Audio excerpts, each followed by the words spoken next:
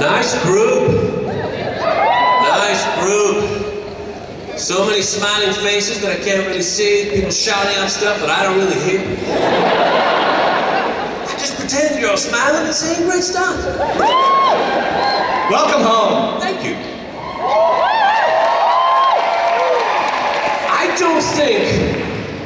I would say this is probably the warmest reception an Edmontonian has ever gotten in Calgary.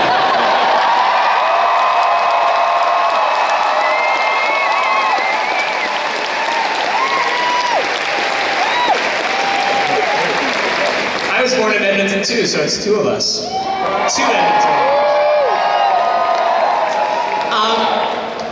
Do you ever get tired of that? Do you ever get tired of coming to conventions? Is it a highlight of the gig for you? Because you're a geek too. You're a fan as well. So is it a highlight for you? Tell you what, people lining up to adore me. I mean, yeah, it'll wear on you after 6 or 7 weeks, but I'm having a great time. I'm having a great time. Boys, yeah, Canadians are really polite. They observe the pleasantries. They're considerate. They're kind. Not just to me, to everyone around them.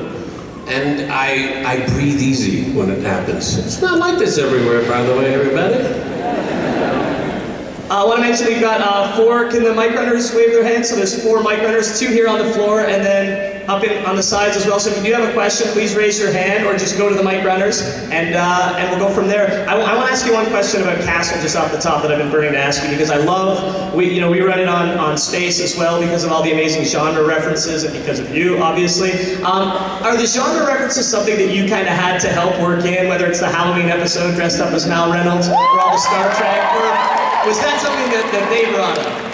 I would love to take credit for that, but it's Andrew Marlowe, it's our writers. They are more than willing to give a little nudge and a wink to the fans.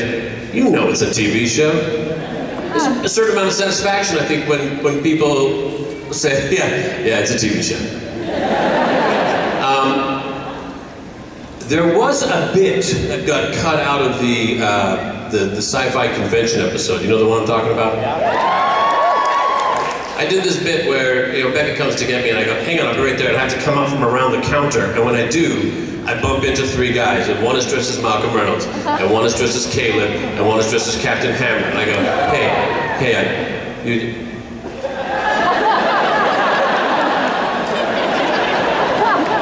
I didn't make it into the show, but oh, I loved it.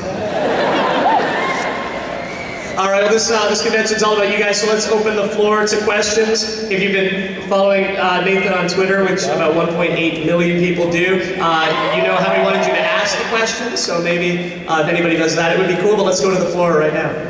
I didn't see your Twitter, sorry, but I know a lot of people look up to you as an actor and as a role model. I was just wondering who your actor or role models were when you were growing up. Excellent question.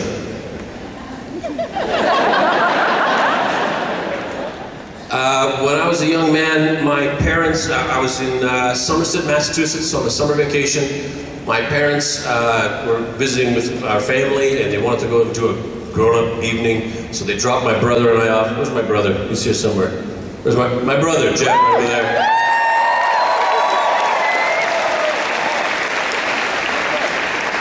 My parents dropped us off at a movie and said, here's $10, knock yourself out. It was a long time ago, $10 was a big deal. And I sat down in this movie and said, I don't know what this is, I don't care about this one, I don't want to even be here. Indiana Jones, Raiders of the Lost Ark. I walked out of there forever changed. I'll say Harrison Ford was a really big deal to me, but I've stolen a lot of great stuff from a lot of great actors over the years. I just confessed to Carrie Elways, who's in the green room. I just confessed to him, I steal a lot from him. I steal from Mitch. Mitch is here, I steal from him. Robert Patrick, I steal his run when I'm trying to be tough guy. I steal a lot. Just steal from the best.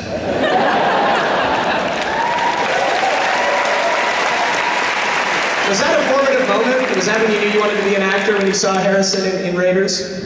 I I didn't think that was a possibility. I didn't think that people became actors and stuff. That was like another planet. We were separated by this magic window. I remember looking at the TV, sitting in Edmonton, Alberta.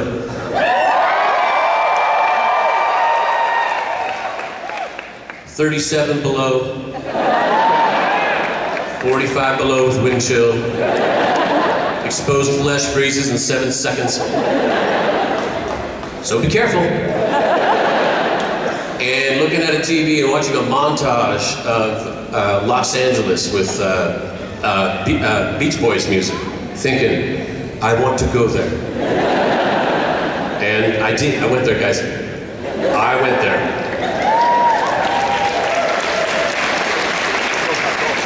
Hello. Anything? Okay.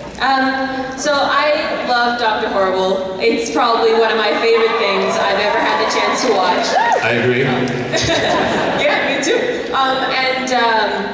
I recently got this book, Dr. Horrible's Sing-Along Blog, the book. And I'm really happy that I got it because I found this haiku that it says you wrote. It's called a horrible haiku. For those of you who don't have the book, it says, took 6 days to film it, immortalized as a dick, then Neil stole my pants. Now, I feel as though there's a story there, and I would really like to hear it. Really quickly, here's the story. Neil stole my pants.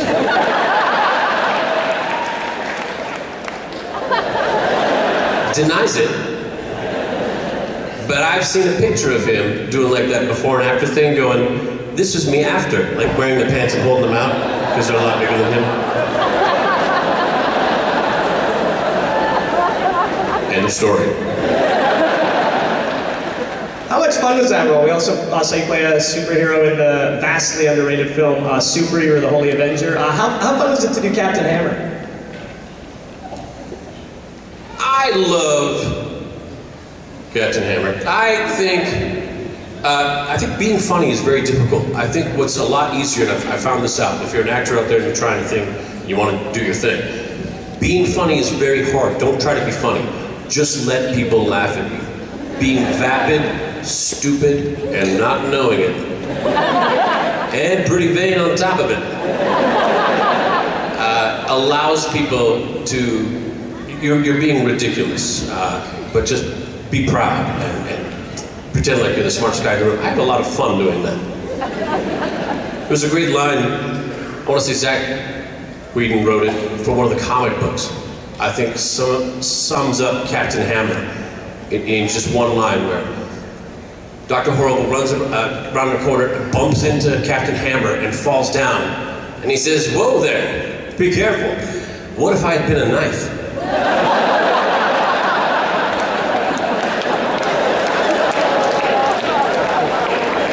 Up top, hello.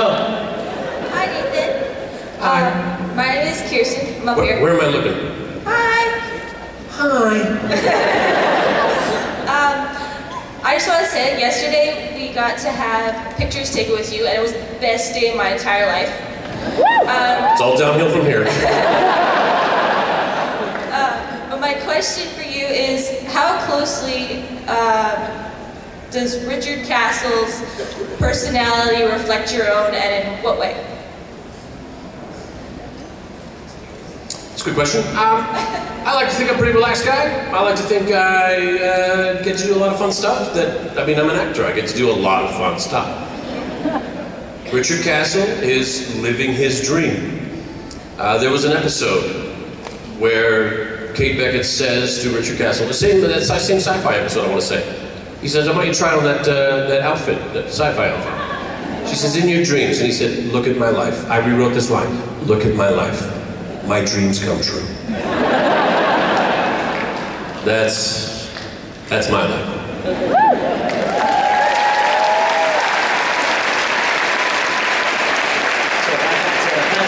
Hello. Hey Nathan. Hi. Love is smolder, I gotta say that. Also, as a former grad of and current teacher at Holy Trinity, congratulations on going from Mill Woods to this.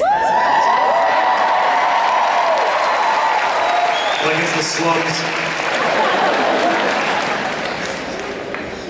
question again with Dr. Horrible. How did you prepare for the singing and all that? Because it's just completely out there compared to your other stuff. I love it. How did I prepare for the singing? I had a CD. I played it in my car. Whenever I was driving in my car, I was learning my song. And when I went to record it, Jed said, "Oh, we kind of recorded one part wrong, so you learned it wrong. But we just got to go back and we do it piece by piece." And I said, "You got some sweeteners and stuff, right? You can kind of move some dials and make that sound pretty good, right?" We actually had to have Felicia pull back a little bit. She's such an amazing singer. We had to kind of pull it back just a tad. I'm just glad it wasn't embarrassing. You know what I mean? I'm glad I don't plug the soundtrack in and listen to it all the time. Because I hear it and I go, that could have been better. But you're your own worst critic. But that, I sing in my car is the short answer. Do you have a favorite song from Dr. Horrible? Which song did you like the best of Dr. Horrible? I love when you sing "A man's gotta do what a man's gotta do." That's the one.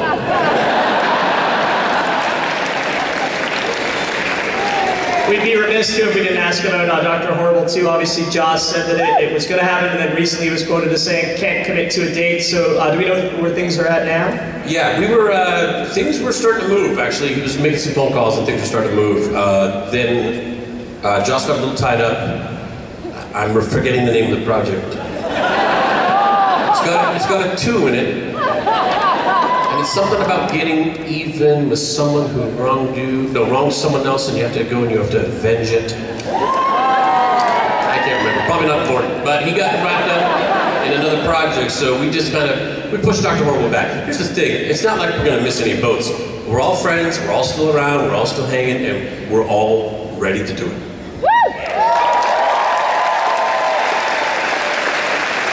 I think you've been waiting a bit longer. Hello.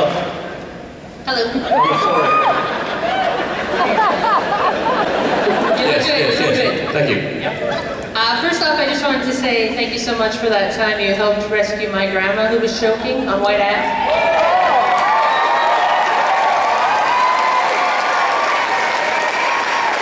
In all fairness, those pretzels can be very dry. How is she? Don't I know it? She's doing well, but she misses you. I'm glad, okay. Tell her I say hello. I wondered if you could tell us about the genesis of your charity, Kids Need to Read. And also if you're going to come and play Rings of Orbis with all of us brown coats.